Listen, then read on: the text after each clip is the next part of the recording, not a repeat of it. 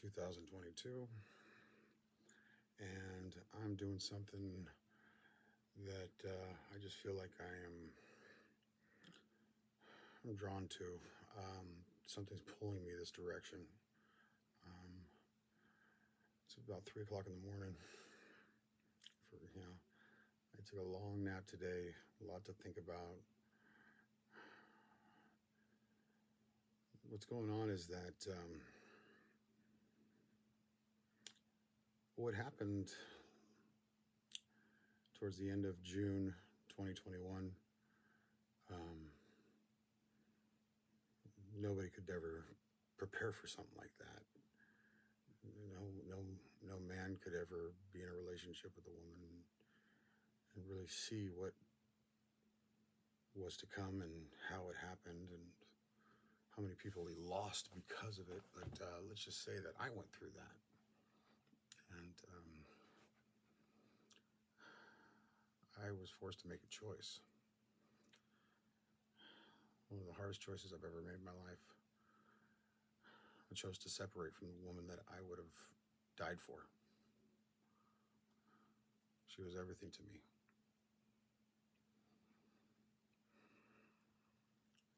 I don't know what at the time I didn't know what was coming over me, but I gave into past addictions. I gave into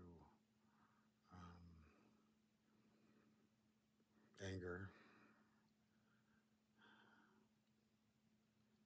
I was getting sick a lot. I felt like I was, knowing what I know now, it was obvious I was under attack. My whole family was. I had to make a choice for myself and my son.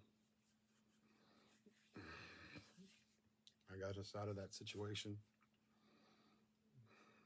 But just before I got my son out of there, I squared off with evil. And this evil, it got into the woman I still love. It got into her children, her boy and her girl. It bruised them. It made marks on them. It made marks on her. I drove it out of the house, but I was not who I am today. That's for sure. I didn't know what I was doing, but I just went on impulse and called upon St. Michael, and I went through some experiences that were pretty hardcore. And that was the beginning of being torn down to bare bones and rebuilding myself.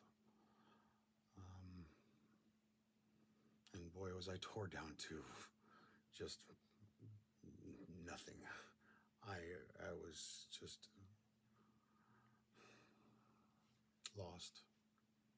I felt that I lost everything I worked so hard for. But I still had my son.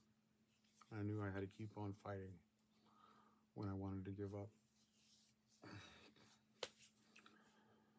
I was forced to live with, or move out of Sonoma County and up into Lake County. I was horribly influenced by my father, and he had some severe addictions and rage and anger issues, and I sucked it up because I couldn't. I had just gotten injured, put on workman's comp. I couldn't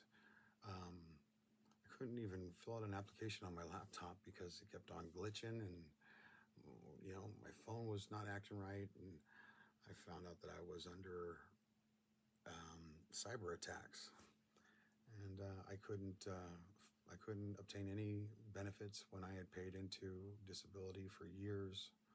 I couldn't acquire any benefits. I had to, just go through constant battles of verifying my identity, and hackers were going into my accounts behind my back, and they were changing my information that had already been completed. And it wasn't to get large sums of money from me. It was just to disqualify me. And I suffered. suffered greatly. My child suffered. My family suffered watching me go through this. People thought I was delusional because I was knowing better to realize what was happening. There were little machines flying within 60 to 80 feet above my parents' homes, and it happened when it was in the middle of the, like towards midnight or whatever, and it's like, this stuff just doesn't happen normally. But then again, hey, I'm going through all this stuff, so I must be crazy. Well, I was really going through it. I was losing my faith at a certain point, and I was cursing God, and I wanted nothing to do with anybody at that moment. Excuse me.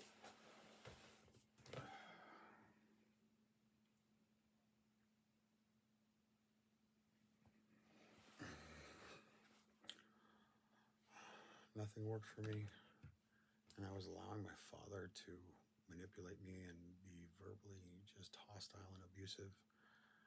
And then he did it one day when my son wasn't there, and I think it was the day before that is when I broke down. I was crying on the side of his hill, and I just asked the Lord for forgiveness. I asked him for help.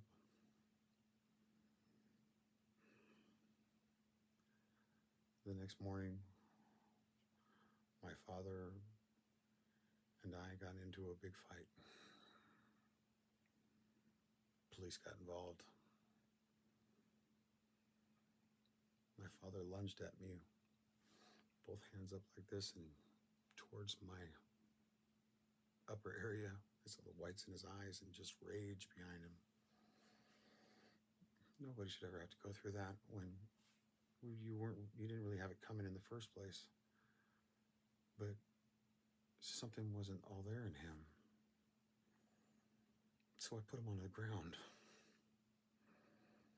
And I saw the behavior in him like I've never seen before. He was not himself. It was like he was possessed. And I've seen what I thought were forms of possession in my life, and that was close to it. I'm glad I didn't hurt him worse than what I had to do. And I haven't seen from him since or heard from him. My son is hurting because he doesn't get to see his grandpa. His grandpa has even shown up at my sister's homes, not even a half an hour drive from here, to shower all their families with his presence and gifts and whatnot, and completely disregarded the best connection he had with any of his grandchildren, my son. Throughout all that time, I knew there was something going on, something deep within me, nothing was working. I went from spiritual healer to counselor to therapist, and